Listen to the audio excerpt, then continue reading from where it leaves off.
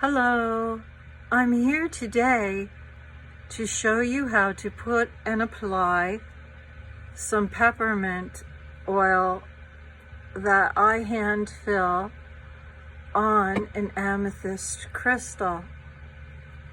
And you just apply it like this. You could either leave this out in the sun to get energized by the light of the sun,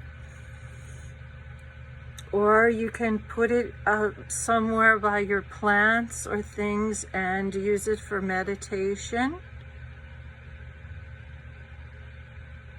And I will show how I continue to fill my bottle of essential oil.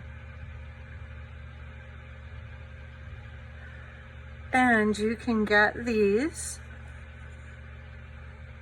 on Amazon, Etsy, or eBay.